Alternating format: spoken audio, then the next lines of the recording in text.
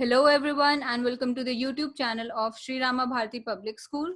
This is Natasha here and we are continuing with our chapter Climate.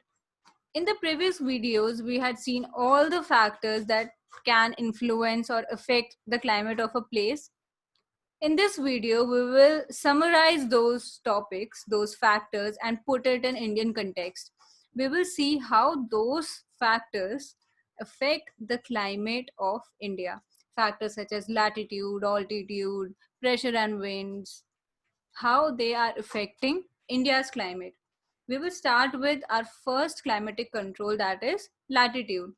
Now, India's climate depends on its latitudinal extent. How? The Tropic of Cancer that passes through India, it divides India into almost two equal halves, the southern half and the northern half. Now, the portion that is to the south of Tropic of Cancer, it experiences equatorial type of climate or tropical type of climate, whereas the part that is above Tropic of Cancer, it experiences subtropical type of climate.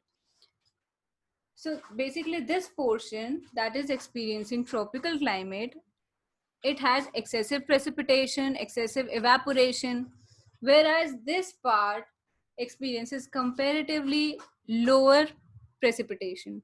So this is the difference between tropical climate and subtropical climate. And since Tropic of Cancer passes through India, it is dividing India into two equal halves, out of which one falls in subtropical climate region and the other falls in tropical type of climatic region. The other is altitude. Now we know that altitude controls the climate of an area. How does it do that? The higher a place is, the lower would be its temperature. As we climb higher into the mountains, what happens? The temperature drops. The temperature becomes low. So that is one factor. Another factor is Himalayas in the north that have an average height of about 6,000 meters. They prevent the cold winds from Central Asia, from Siberia, entering into our subcontinent, Indian subcontinent. And because of this, India experiences comparatively mild winters. Otherwise, what would have happened? Our country would have become a cold desert. But since Himalayas are present, they act like a barrier and prevent us from the excessive cold winds that are blowing from Central Asia. So this is how altitude affects the climate of India. Now, third point is pressure and surface winds. Now, this topic can be divided into further three subtopics, that is pressure and surface winds, upper air conditions, and western cyclonic disturbances and tropical cyclones. So starting with pressure and surface winds, these are the winds that blow on Earth's surface, and they are basically dependent on the concept of high pressure and low pressure. So basically, India lies in the region of northeasterly winds, the winds that are blowing from northeast. All right, and look at this extent from 0 degrees to 30 degrees. This is the extent in which India lies. And if you have a look at the winds that are blowing in this region are northeasterly winds. South, they get deflected at right due to Coriolis force, and they move on towards the equatorial low pressure. I told you the concept of pressure winds is that they blow from high pressure to low pressure. Now, because they are blowing from north, they are passing from land surface, they do not have enough moisture.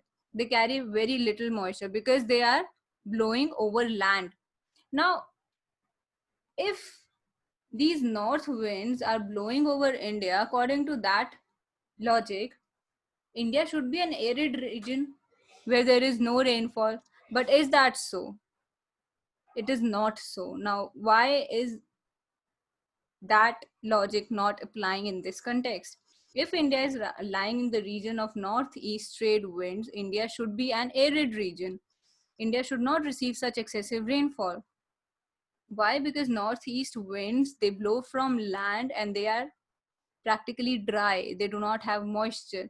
So how come India experience such a such an excessive rainfall? Now before that, you need to understand the concept of Coriolis force. Now, what is Coriolis force? It is a force that is responsible for deflection of wind towards the right in the northern hemisphere and towards left in the southern hemisphere. Earth is rotating, and along with it, the atmosphere, the gases that are present in atmosphere are rotating as well, which causes the winds to get deflected. So this is the force that is responsible for the deflection of wind and is hence termed as Coriolis force. So India has a unique position. The climatic conditions over India is unique. What happens during winter and during summer? During summer, there is low pressure area over the interior of Asia. Because this is entirely land surface, what happens? It gets heated up and the air above it becomes warm. It rises up, creating low pressure over this land surface. And on the other hand, there is high pressure over water bodies, over Arabian Sea, over Indian Ocean and Bay of Bengal. So what happens? The winds from south, they gush towards India, towards low pressure. Why? Because surface winds always blow from high pressure towards low pressure, and these winds are southwestern trade winds. Therefore, southwest winds start moving towards the Indian mainland. Why? Because there is high pressure over ocean and low pressure over Indian mainland. So these winds, when they move over oceans towards India, they carry a lot of moisture and they cause precipitation over India.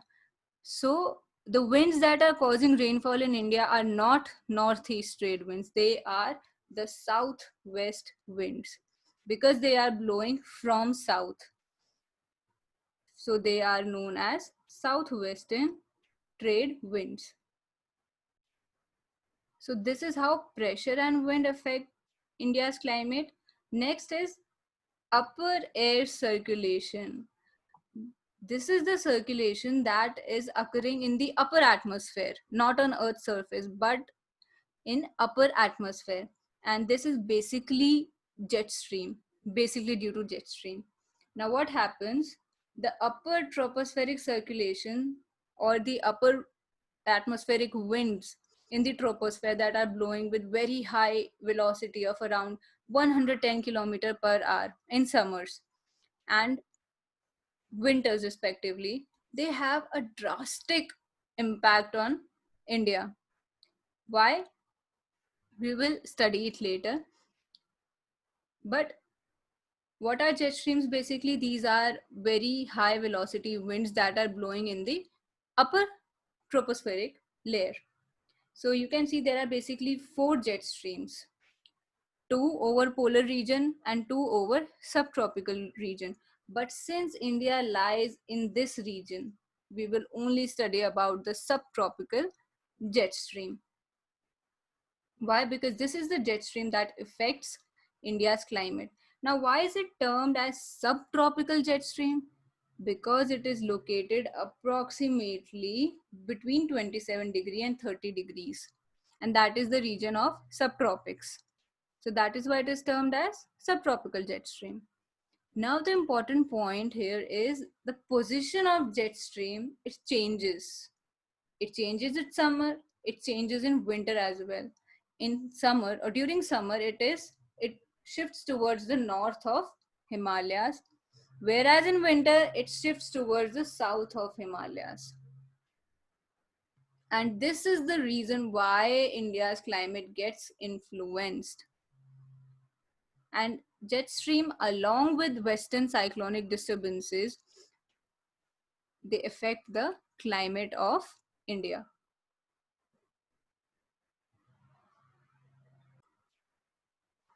how do jet stream along with western cyclonic disturbance affect the climate of India? We will study it in detail when we will study about Indian monsoon. For now, you just have to remember that the position of jet stream changes in summer as well as in winter. Because it gets shifted towards the north of Himalayas in summer, the monsoon winds have area to enter into India, and that is why it is able to cause monsoon in India. So this is one important point you have to remember.